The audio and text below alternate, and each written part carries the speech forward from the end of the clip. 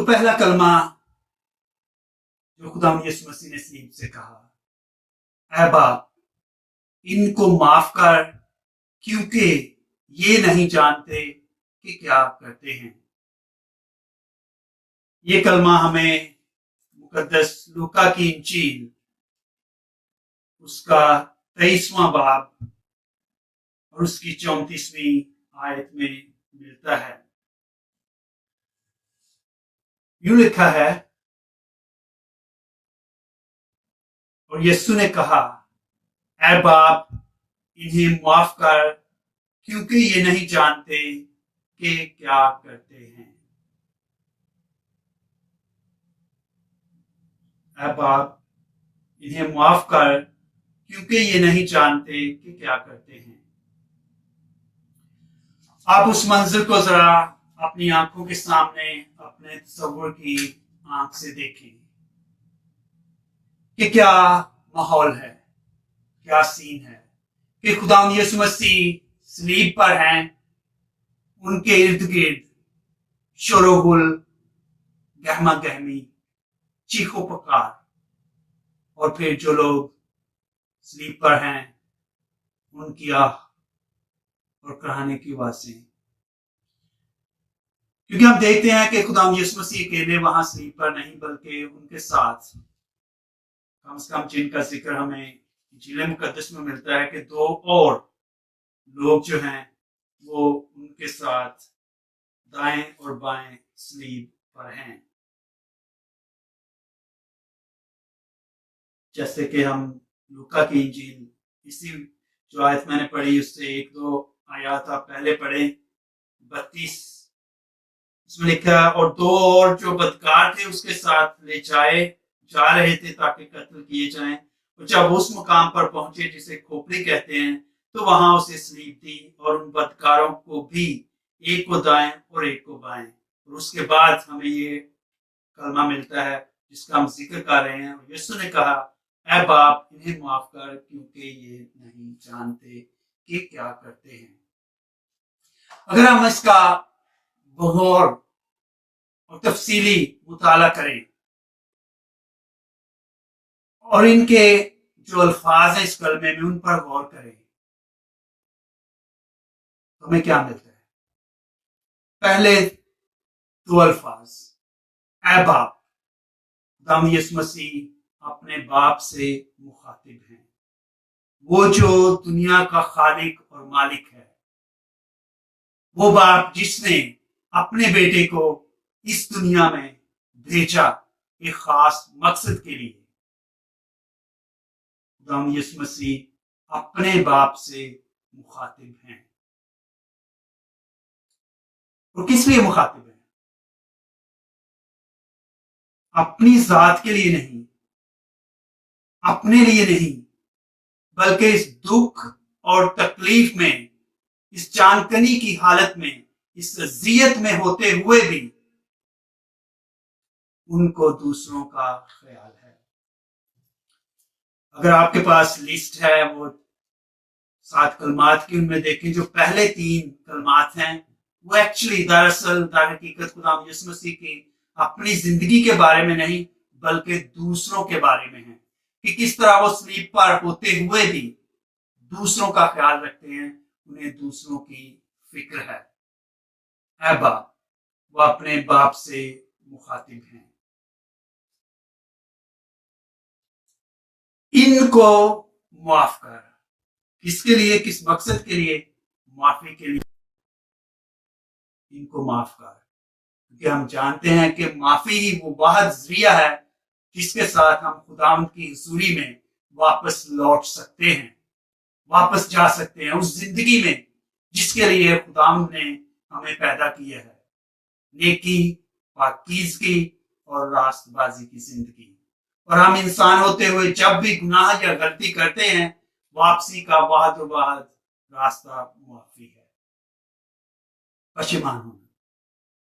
خداوند یسوع مسیح معافی کے لیے دعا کر رہے ہیں، اے باپ ان کو معاف کر۔ اب سوچنے کی بات یہ ہے کہ کن کو معاف کر؟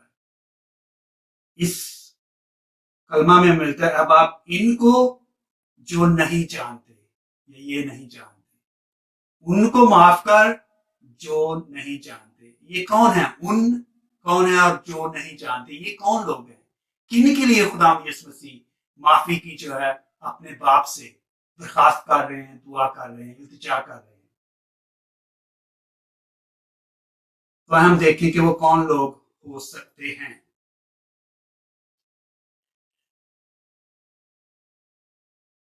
ان میں فقیہ اور فریسی جو خدا کی جان کے در پہ تھے، جو ہر اس موقع کی تلاش میں تھے جو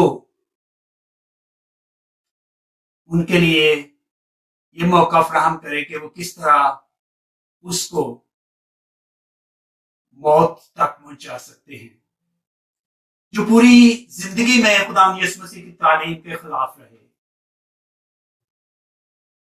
ہر موقع پر انہوں نے مخالفت کی اور ہر وہ موقع ڈھونڈا جس میں خدا یسوع مسیح کو وہ مشکل میں ڈالنا چاہتے تھے.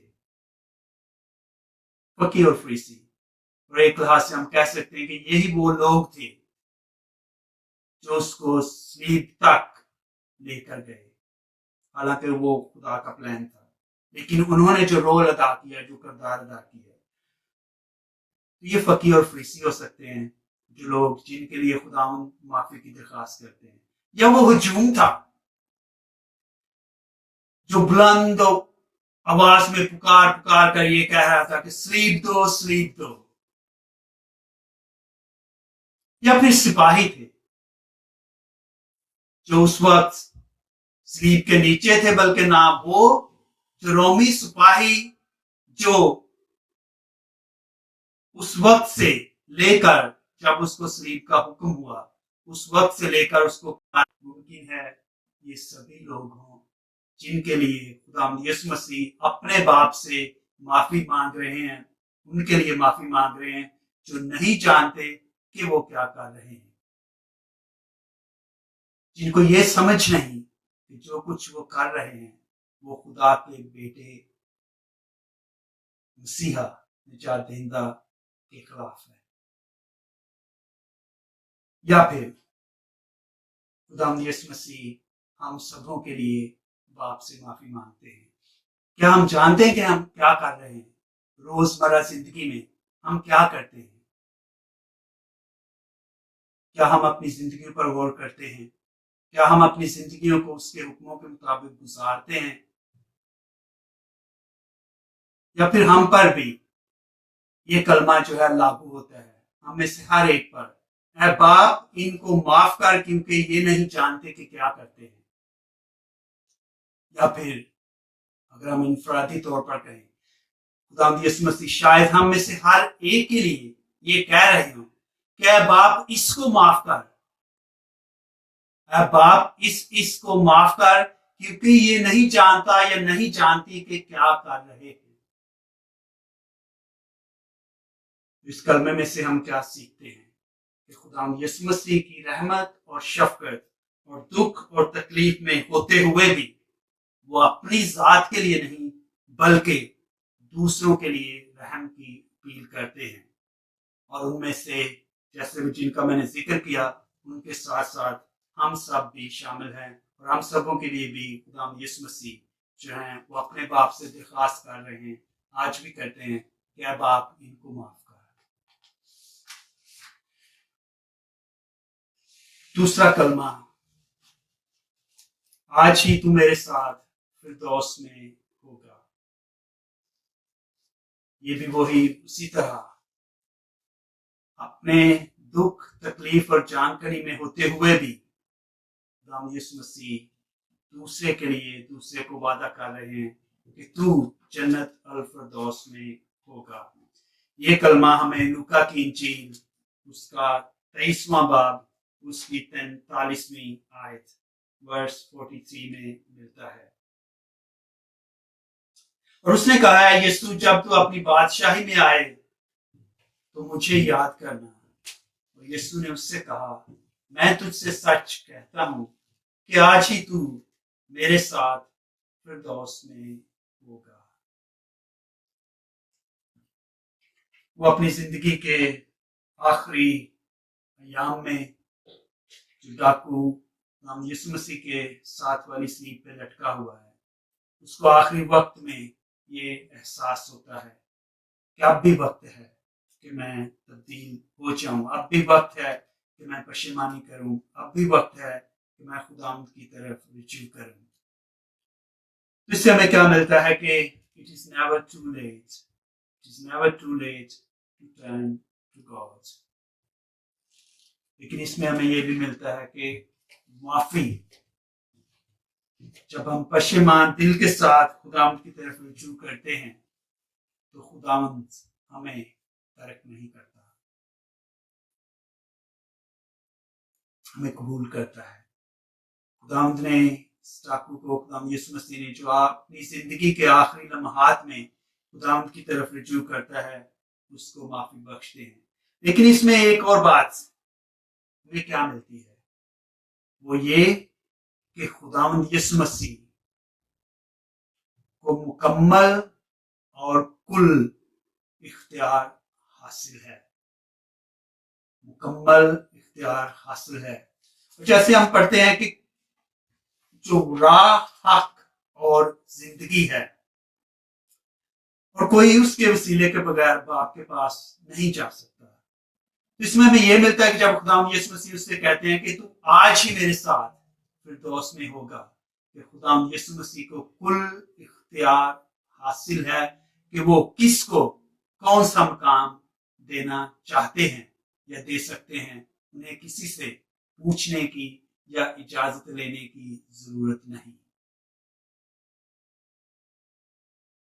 تو آج ہی میرے ساتھ فردوس میں ہوگا، ایک مکمل اختیار، مکمل اتھارٹی جو ہے وہ خداوند یسوع مسیح کو حاصل ہے۔ اس پر آپ مزید سوچ سکتے ہیں، غور کر سکتے ہیں۔ تیسرا کلمہ، دیکھ تیرا بیٹا، دیکھ تیری ماں۔ جیسے میں نے کہا کہ پہلے تین کلمات جو ہیں ان میں خداوند یسوع مسیح دکھ اور اذیت میں ہوتے ہوئے بھی دوسروں کے بارے میں سوچتے ہیں۔ جیسے پہلے میں باپ ان کو معاف کر، دوسرے میں آج ہی تو میرے ساتھ ہوگا، اور تیسرے میں وہ اپنی ماں کے بارے میں سوچتے ہیں۔ خود دکھ، تکلیف، جہاں کنی کی حالت میں ہے، لیکن اپنی ماں کی ان کو فکر ہے۔ اور یہ کلمہ ہمیں یوحنا کی انجیل اس کا 19واں باب اس کی 26ویں آیت میں ملتا ہے۔ کہ ہم 25ویں، 26ویں اور 27ویں آیت ملا کر پڑھ سکتے ہیں تو ہمیں پورا جو اس کا سیاق و سباق ہے، اس کا جو کانٹیکسٹ ہے اس کا پتہ چلتا ہے۔ 25ویں آیت میں لکھا ہے، یوحنا 19 باب، اور یسوع کی صلیب کے پاس اس کی ماں اور اس کی بہن الفائی کی بیوی مریم اور مریم مجدلی کھڑی تھی۔ یسوع نے اپنی ماں کو اور اس شاگرد کو جسے وہ پیار کرتا تھا پاس کھڑے دیکھا اور اپنی ماں سے کہا، اے خاتون، دیکھ تیرا بیٹا۔ پھر شاگرد سے کہا کہ دیکھ تیری ماں۔ اور اسی وقت سے اس شاگرد نے اسے اپنے ہاں لے لیا۔ خدا یسوع مسیح کو آخری وقت میں بھی اپنی ماں کی فکر تھی۔ اس حوالے کو مختلف طریقے سے ہم دیکھ سکتے ہیں کہ کیوں خدا یسوع مسیح کو اپنی ماں کی فکر تھی۔ ایک کہ جانتے ہیں کہ خدا یسوع مسیح مقدسہ مریم کے پہلوٹے اکلوتے بیٹے تھے، اور یہودی رسم و رواج کے مطابق سب سے بڑے بیٹے کی ذمہ داری تھی کہ وہ اپنی ماں کی، اپنے باپ کی حفاظت کرے، رکھوالی اور نگہبانی کرے اور ان کو بے یار و مددگار نہ چھوڑے۔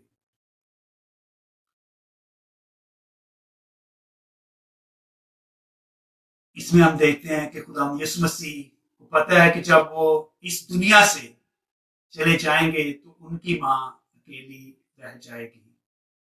इस वास्ते वो अपनी माँ को इज्जत, हिफाजत और निगहबानी के तौर पर किसी को मुकर्रर करते हैं और वो उनका करीबी रिश्तेदार, दोस्त, उसका शागिर्द और अजीज यूहन्ना, जिसे खुदावंद यीशु मसीह प्यार करता था, तो खुदावंद यीशु मसीह उनकी हिफाजत का जिम्मा अपने दोस्त और अजीज को देकर जाते हैं। लेकिन इससे हमें यह भी ज़ाहिर होता है कि किस तरह खुदावंद यीशु मसीह अपनी माँ की इज्जत करते थे और उनको फिक्र थी और वो किस तरह उनकी ताबेदारी और फरमाबरदारी करते थे। खुदावंद का बेटा होते हुए भी मूसा मरियम की इज्जत और एहतराम उन पर लाजिम था। उसका हम देखते हैं कि किस तरह कि जब पहले मोजज़े का हम जिक्र सुनते हैं तो उसमें भी अगरचे वो कहते हैं कि मेरा वक्त अभी नहीं आया, तो फिर भी वो अपनी माँ की ताबेदारी करते हुए वो पहला मोजज़ा करते हैं। मरियम की इज्जत और एहतराम हम सब पर लाजिम और फर्ज है कि जिसको खुदा ने इतनी इज्जत दी है, जब फरिश्ता उसके पास आता है तो कहते सलाम ए पुरफजल,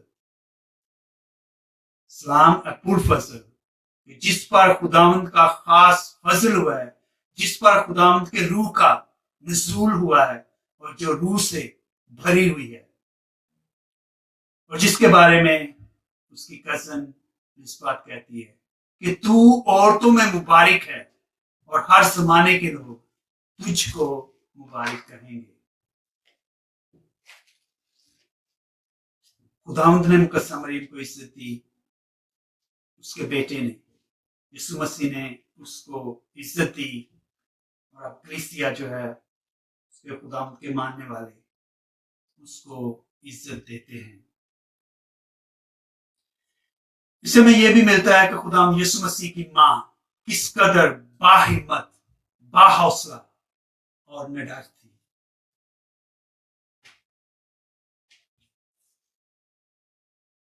कि मुश्किल वक्त में भी, दुख की घड़ी में भी वो अपने बेटे का साथ नहीं छोड़ती, बल्कि सब जब उसको छोड़कर चले जाते हैं तो उस वक्त भी वो उसके साथ साथ चलती है और उसके दुख में शरीक है और उस पेशनगोई को पूरा होते हुए देखती है जो सिमियन ने उस वक्त की थी जब खुदा यीशु मसीह को हैकल में पेश किया गया था कि देख तेरी जान में से तलवार गुजर जाएगी। आज वो अपनी आंखों के सामने अपने दिल में से गुजरते हुए देखती है कि उसका हौसला और हिम्मत और उसके ईमान की पुख्तगी पर है जो उसको खुदा बाप की जात पर था जब उसने कहा कि मेरे लिए तेरे कौल के मुवाफिक हो। चौथा कलमा, ऐ मेरे खुदा, ऐ मेरे खुदा।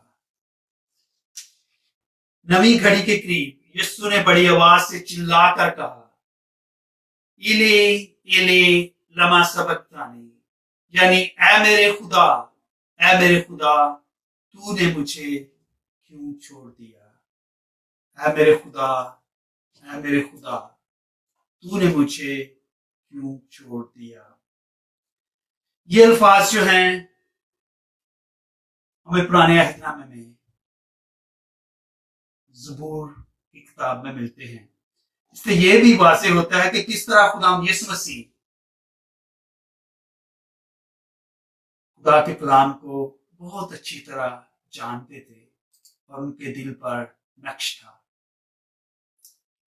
इसके बिल्कुल एग्जैक्ट अल्फाज जो हैं वो आपको ज़बूर नंबर 22 उसकी दूसरी आयत में मिलेंगे, जो यूं शुरू होता है, ऐ मेरे खुदा, ऐ मेरे खुदा, तूने मुझे क्यों छोड़ दिया। ये मैं इंजील मुकद्दस से नहीं बल्कि ज़बूर से पढ़ रहा हूँ। उसकी दूसरी आयत, ऐ मेरे खुदा, ऐ मेरे खुदा, तूने मुझे क्यों छोड़ दिया। ये ज़बूर दाऊद नबी ने उस वक्त लिखा था जब उसको اس کی زندگی میں مشکلات، دکھوں اور تکلیفوں کا سامنا تھا، اور ہر کوئی اس کی جان کے پیچھے پڑا ہوا تھا۔ آپ زبور پڑھیں، اس میں آپ کو زبور نمبر 22 آپ کو پتا چلے گا کہ کس طرح کے حالات کا جو زبور نویس ہے وہ ذکر کرتا ہے، اور یہی کچھ خدا یسوع مسیح کے ساتھ آج کے دن کلوری پر ہو رہا ہے۔ اور اس میں سے بہت سی باتیں ہیں اس زبور میں سے جو آج کے دن جو ہم پڑھتے ہیں جب تو ہمیں پتہ چلتا ہے کہ وہ دراصل پورا ہوتی ہیں۔ اس کی آپ اسی زبور کی آپ آیت 19 پڑھے، اس میں لکھا ہے وہ میرے کپڑے آپس میں بانٹتے اور میرے لباس پر کرا ڈالتے ہیں۔ یہی کچھ ہوا جس کا ذکر ہم انجیل مقدس میں پڑھتے ہیں کہ انہوں نے اس کے کپڑے آپس میں بانٹے اور اس کے لباس پر کرا ڈالا۔ اب زبور نمبر 22 پڑھیں، اس میں سے پوری کی پوری منظر کشی جو ہے وہ خدا کے ساتھ جو کچھ کلوری پر ہوتا ہے اس پر پورا اترتا ہے۔ اے میرے خدا تو نے مجھے کیوں چھوڑ دیا۔ پہلے 3 کلمات دوسروں کی ذات کے بارے میں، دوسروں کی فکر اور ان کی بہتری کے لیے۔ یہ چوتھا کلمہ جو ہے یہ خدا یسوع مسیح کی اپنی ذات کے بارے میں ہے، اور اس سے یہ ظاہر ہوتا ہے کہ وہ ایک مکمل انسان بھی تھے، مکمل خدا ہوتے ہوئے مکمل انسان بھی تھے۔ اور یہ کلمہ جو ہے اور آنے والے جو اگلے کلمے ہیں ان کو بھی آپ کہہ سکتے ہیں کہ یہ خدا یسوع مسیح کی لوہیت کے بارے میں نہیں بلکہ اس کی بشریت کے بارے میں ہے، کہ ایک مکمل انسان ہوتے ہوئے وہ کس طرح اس دکھ کو، اس تکلیف کو، کوڑوں کی مار کو، لان تان کو محسوس کرتے ہیں، اور ان کو یہ احساس ہے۔ اور اس دکھ اور تکلیف میں وہ کیا کرتے ہیں؟ وہ اپنے باپ کی طرف، جس سے پہلے وہ دوسروں کے لیے دعا کرتے ہیں پہلے کلمے میں، اب وہ خدا سے اپنی ذات کا جو دکھ اور درد ہے اس کو وہ بیان کرتے ہیں۔ اے میرے خدا تو نے مجھے کیوں چھوڑ دیا۔ مکمل انسانیت کا اظہار۔ لیکن اس سے ہم کیا سیکھتے ہیں کہ جب خدا یسوع مسیح ان حالات میں تھے تو اپنے باپ کی طرف رجوع کرتے ہیں، اس سے شکوہ کرتے ہیں یا دعا کرتے ہیں، اس کی طرف رجوع کرتے ہیں۔ ہم اس سے یہ سیکھ سکتے ہیں کہ جب ہم دکھ میں، تکلیف میں یا پریشانی میں ہوں تو ہمیں خداوند سے شکوہ یا شکایت کرنے میں کوئی مذائقہ نہیں ہونا چاہیے۔ اگر خداوند یسوع مسیح خود اپنے باپ سے یہ کہہ سکتے ہیں میرے خدا تو نے مجھے کیوں چھوڑ دیا، تو ہم بھی جب دکھ میں یا تکلیف میں ہوں، جب ہمیں بھی احساس ہو کہ شاید خداوند نے ہمیں چھوڑا نہیں، لیکن ہمیں اگر احساس ہو کہ خداوند اس وقت کہاں ہے، جیسے کہ آج کل کے جو موجودہ حالات ہیں ان میں بہت سے لوگ سوال کرتے ہیں کہ زندگی میں، ہماری زندگیوں میں کیا ہو رہا ہے، اس دنیا میں کیا ہو رہا ہے، اور خداوند کہاں ہے، خداوند کیوں ہماری مدد نہیں کرتا، کہ خداوند کیوں ہم پر رحم اور فضل کی نظر کر کے ہمیں اس دکھ سے، اس اذیت سے، اس وبا سے رہائی نہیں دیتا۔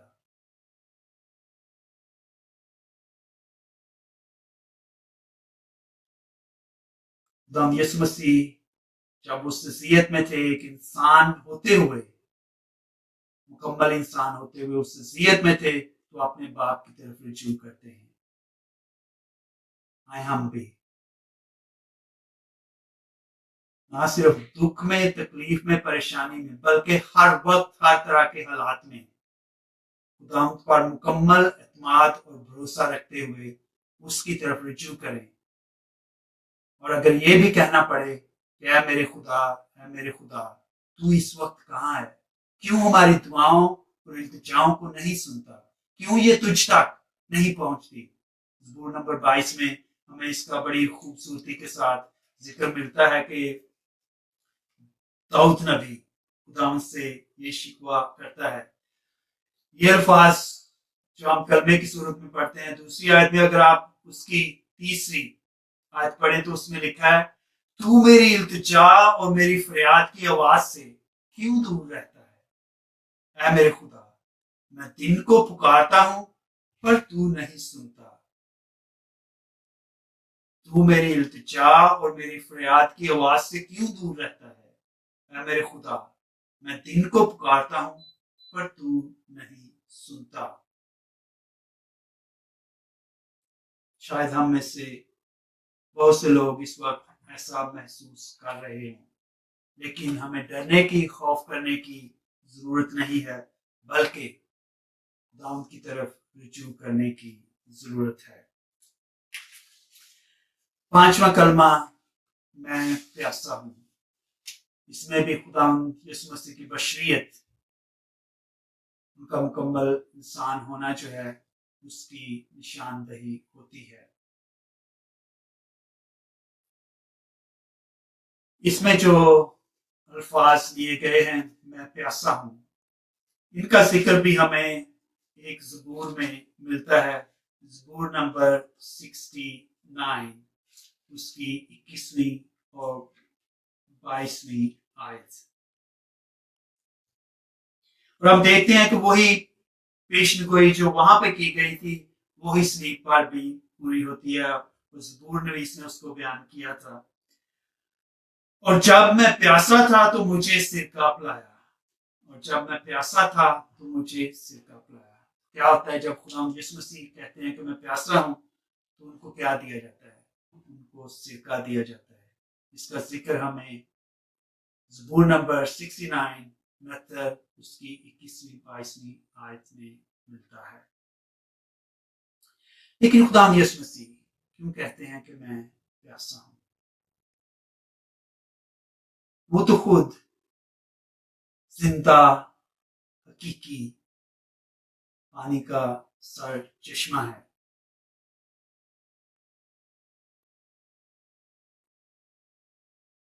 इसका जिक्र हमें यूहन्ना की इंजील उसके 4 बाब में मिलता है कि जब वो सामरी औरत वहां कुएं पर आती है और खुदा यीशु मसीह उससे कहते हैं, यूहन्ना की इंजील उसका 4 बाब 8वीं आयत, मुझे पीने को दे। खुदा यीशु मसीह जिंदगी का सर चश्मा, वहां पर उनका कहना कि मैं प्यासा हूं और यहां उनका कहना मैं प्यासा हूं, उसमें बहुत फर्क है। वहां पर जब खुदा यीशु मसीह कहते हैं मुझे पीने को दे,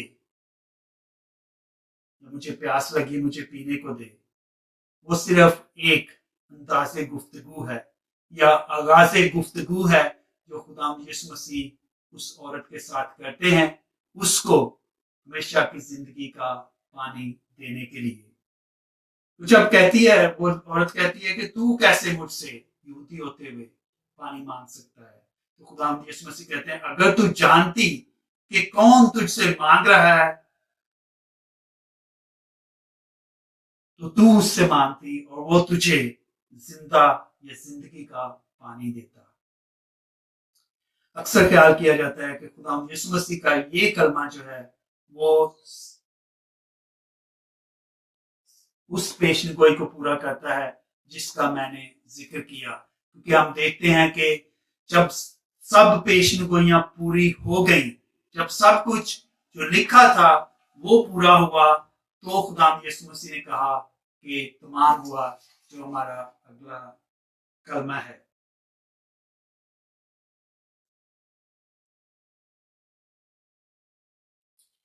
इसके बाद इसके 28वीं आयत यूहन्ना उसका 19 बाब 28वीं आयत में लिखा है, उसके बाद यीशु ने ये जानते हुए कि अब सब बातें तमाम हो चुकी ताकि नविश्ता पूरा हो, कहा कि मैं प्यासा हूं। वो कौन सा नविश्ता था जिसने पूरा होना था? वो यही नविश्ता है जिसका मैंने जिक्र किया, ज़बूर 69 उसकी वर्सेस जो है 21वीं 22वीं। वरना वो जिंदगी का खुद सर चश्मा होते हुए कैसे प्यासा हो सकता था, लेकिन तमाम पेशन गोइयों का उस पर पूरा होना था। छठा कलमा तमाम हुआ। तमाम हुआ, क्या तमाम हुआ? क्या खुदा यीशु मसीह का जिंदगी इस दुनिया में जो सफर है, क्या वो तमाम हुआ? क्या उसकी जो तालीमात थी इंसान होते हुए इंसानी शक्ल में जमीन पर, क्या वो तमाम हुई? क्या उसका जिंदगी का सफर तमाम हुआ? क्या उसका दुखों का सफर जो शुरू होता है गतसमनी से लेकर कलवरी तक, क्या वो तमाम हुआ? क्या वो खत्म हुआ? क्या खत्म हुआ? क्या तमाम हुआ? क्या मुकम्मल हुआ?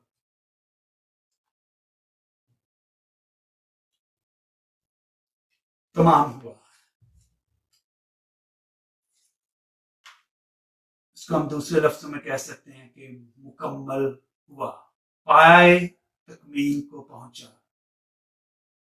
जब आप कोई काम कर रहे होते हैं या किसी मंसूबे पर काम कर रहे होते हैं और आपसे पूछा जाए कि ये कब मुकम्मल होगा, कब तमाम होगा, हम कहते हैं थोड़ा सा रहेगा, बस तमाम होने वाला है, मुकम्मल होने वाला है, पूरा होने वाला है। तमाम हुआ। इसका जिक्र हमें 19 बाब यूहन्ना की इंजील 19 बाब उसके 30वीं आयत में मिलता है। ये वो मंसूबा पाया तकमील को पहुंचा, वो सब कुछ तमाम हुआ जिस मंसूबे का आगाज बागे अदन में उस वक्त हुआ था जब आदम और हवा ने गुनाह किया और जब खुदावंद ने उनसे एक निजात दहिंदा का वादा किया। ये प्रोजेक्ट, ये मंसूबा उस वक्त शुरू हुआ और फिर हम देखते हैं कि साल हर साल किस तरह वो मंसूबा जो है वो परवान चढ़ता आया और किस तरह मुख्तलिफ अंबिया ने, मुख्तलिफ लोगों ने उस मंसूबे को आगे बढ़ाया और किस तरह उन्होंने एक नजात दहिंदा का जो मंसूबा था आने का, उसको अपने कलाम के जरिए, अपने नविश्तों के जरिए, अपनी पेशन गोइयों के जरिए उसको आगे बढ़ाया। ये वो मंसूबा है जिसकी तकमील आज कलवरी पर, सलीब पर खुदा यीशु मसीह की मौत की सूरत में होती है। और जब ये होने को है, वो मंसूबा जो है वो पाए तकमील को पहुंचने को है।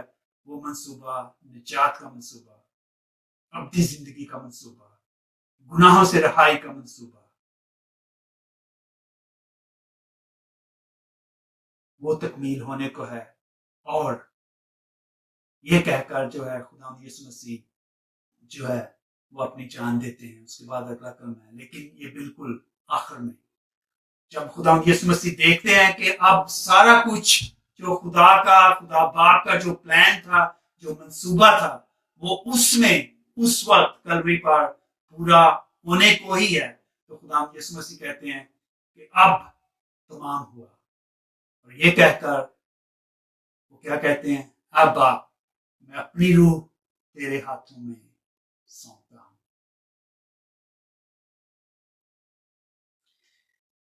तो हम उसी कलमे की तरफ बढ़ते हैं। 7वां कलमा है, ऐ बाप मैं अपनी रूह तेरे हाथों में सौंपता हूं, जिसका जिक्र हमें लूका की इंजील उसका 23वां बाब उसकी 46वीं आयत में मिलता है। लूका की इंजील उसका 23वां बाब उसकी 46वीं आयत। और यीशु ने बड़ी आवाज से चिल्लाकर कहा, ऐ बाप मैं अपनी रूह तेरे हाथों में सौंपता हूं। ये कहकर उसने जान दे दी। ये कहकर उसने जान दे दी। ये अल्फाज भी हमें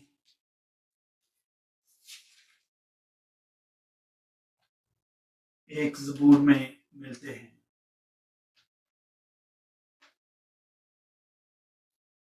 31 ज़बूर उसकी 6ठी आयत। अगर आप पढ़े उसमें लिखा है, अगर 5वीं से हम शुरू करें, तू मुझे उस जाल से निकाल लेगा जो उन्होंने मेरे लिए छुपाया है, क्योंकि तू मेरी जाए पनाह है। अगली आयत, 6ठी आयत, मैं अपनी रूह तेरे हाथों में सौंपता हूं। मैं अपनी रूह तेरे हाथों में सौंपता हूं। हर्फ बहर्फ वही अल्फाज जो इस ज़बूर में लिखे गए हैं। मैं अपनी रूह तेरे हाथों में सौंपता हूं। कहते हैं कि ये वाली आयत जो है, ये आमतौर पर यहूदी खानदानों में हर कोई बखूबी जानता था, और खास तौर पर बच्चों को ये याद दिलाई जाती थी, खास तौर पर जब वो रात को बिस्तर पर होते थे और सोने से पहले वो ये अल्फाज कहते थे कि ऐ बाप, हम अपनी रूह तेरे हाथों में सौंपते हैं, क्योंकि हमें नहीं पता कि रात को क्या होना है, हमें अगला दिन देखने को मिलेगा या नहीं, लेकिन वो पूरा अपना ईमान, अपना एतकाद, अपना यकीन खुदावंद की हिफाजत पर, उसकी निगहबानी पर रखते हुए ये कहते थे कि ऐ बाप, हम अपनी रूह तेरे हाथों में सौंपते हैं। इस पर भी हम, जैसे मैंने वो पहला कलमा जो था उसको कोशिश की थी कि उसको एक एक लफ्ज जो है या उनमें से चंद अल्फाज जो हैं उन पर गौर करके देखें, अब आप इनको माफ कर, क्योंकि ये नहीं जानते। जैसे बाप, माफी, फिर ये कौन लोग हैं उनके बारे में, इसमें भी आप ऐसा कर सकते हैं कि ऐ बाप, खुदा यीशु मसीह किससे मुखातिब हैं? अपने बाप से। ऐ बाप एक पर्सनल, एक जाती रिश्ता, ताल्लुक, प्यार और मोहब्बत का रिश्ता, एतकाद का रिश्ता। जब मुश्किल, दुख, तकलीफ में किस तरफ आप रुजू करते हैं, कहां से आप मदद मांगते हैं, किस तरफ जाते हैं? अपने बाप की तरफ। यीशु मसीह भी फिर अपने बाप से मुखातिब है। ऐ बाप, मैं अपनी रूह जो कि खुदावंद ने हम में रूह डाली थी, जो हमें रूह अता की है, या जो बाप ने अपनी रूह अपने बेटे को दी थी, वही रूह अब बेटा जो है वो वापस अपने बाप के हाथों में देता है। इस यकीन के साथ उसको पता है कि ये उसी की रूह थी जो मुझे मिली थी वक्त के लिए, जो दुनियावी जिंदगी थी, अब वही रूह बाप को लौटा रहा है। ऐसे तेरे हाथों में देता हूं। खुदावंद अपने बाप के हाथों में वो रूह दे रहा है, खुदावंद यीशु मसीह। इससे मुझे वो आयात याद आती हैं जो मेरी फेवरेट आयात हैं, इशाया नबी का सीफा, उसका 49वां बाब, उसकी 14वीं, 15वीं और 16वीं आयत। बाप, मैं अपनी रूह तेरे हाथों में सौंपता हूं। किन हाथों में? इशाया उसका 49वां बाब, उसकी 14वीं, 15वीं, 16वीं आयत में लिखा है, पर सहून कहता है कि खुदावंद ने मुझे तर्क किया और मालिक मुझे भूल गया। क्या औरत अपने शीरखार बच्चे को भूल जाती है कि अपने शिकम के फरजंद पर रहम ना करे? और अगर वो भूल भी जाए तो मैं तुझे ना भूलूंगा। देख, मैंने तुझे अपनी दोनों हथेलियों पर खोदा है। देख, मैंने तुझे अपनी दोनों हथेलियों पर खोदा है। ये उन हाथों में खुदावंद यीशु मसीह अपनी रूह दे रहे हैं जिन हाथों ने उसे बनाया था, उसे भेजा था। और हमारे लिए इसमें क्या पैगाम है?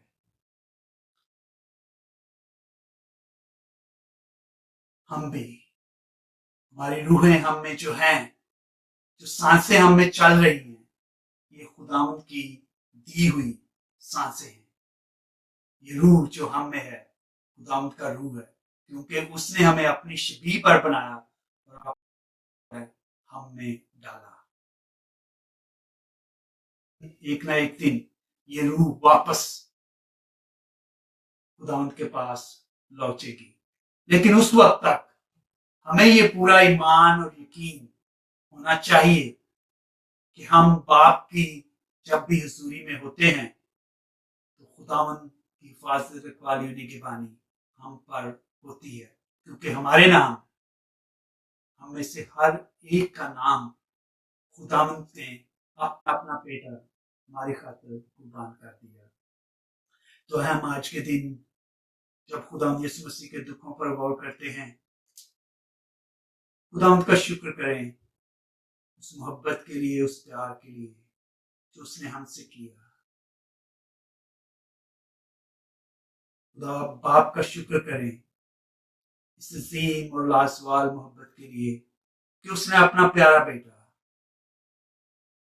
اس لیے دنیا میں بھیجا تاکہ جو کوئی اس پر ایمان لائے وہ ہلاک نہ ہو بلکہ ہمیشہ کی زندگی پائے۔